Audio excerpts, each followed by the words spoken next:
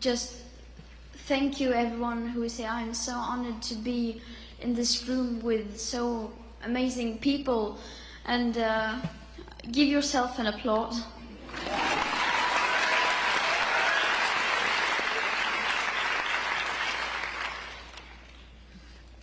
This award is for all those millions of people, young people around the world, who together make up the movement called Fridays for Future.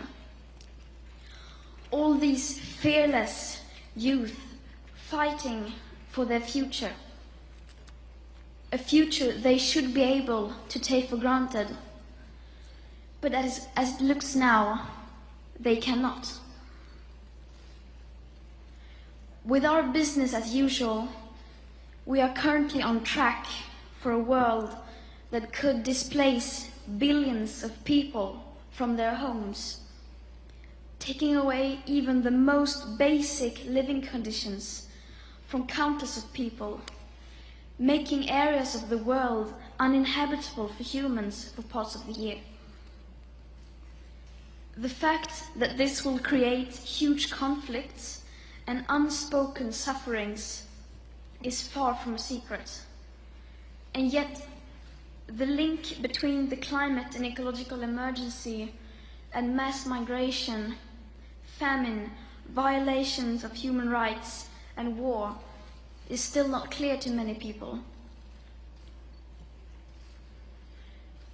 The changes and the politics required to take on this crisis simply doesn't exist today. That is why every single one of us must push from every possible angle to hold those responsible accountable, and to make the people in power act and to take the measures required.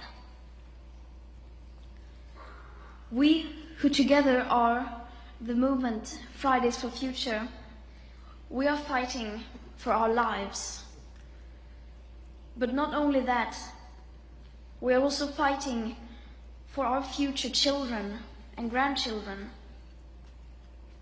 for future generations, for every single living being on Earth whose biosphere we share, whose biosphere we are stealing, whose biosphere we are ruining.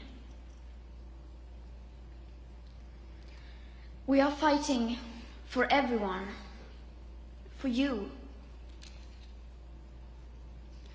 for the people living in areas in the world that are already suffering the consequences from the first stages of the climate and ecological emergency. People who breathe toxic air, who drink contaminated water, who have to flee their homes because of climate and environmental related disasters. Indigenous communities whose lands and waters are being destroyed.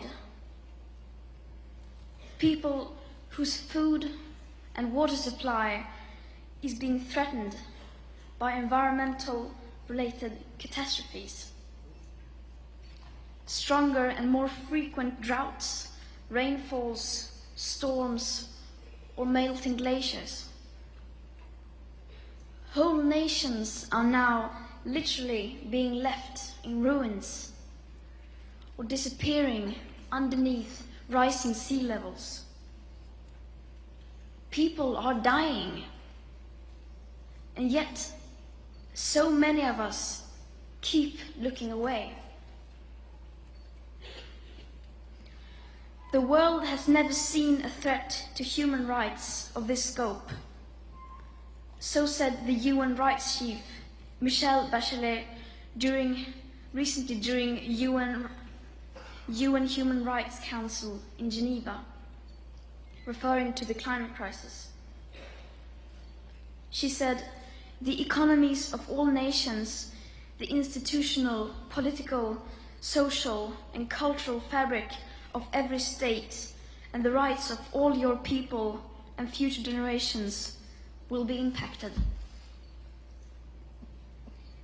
This is exactly the clarity we need now from governments and the people in power. Right now, the world's emissions of greenhouse gases keep rising rapidly.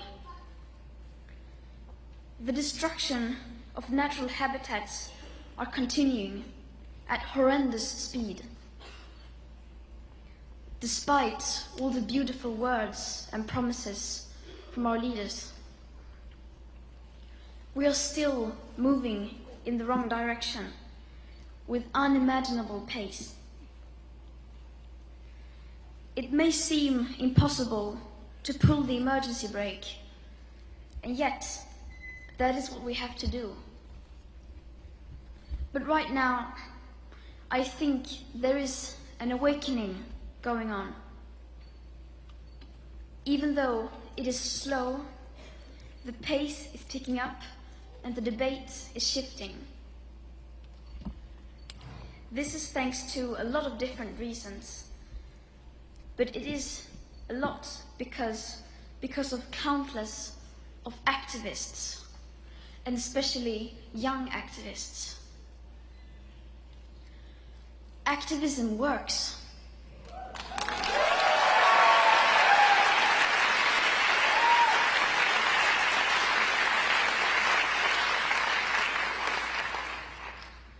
So what I'm telling you to do now is to act, because no one is too small to make a difference. I'm urging all of you to take part in the global climate strikes on September 20th and 27th.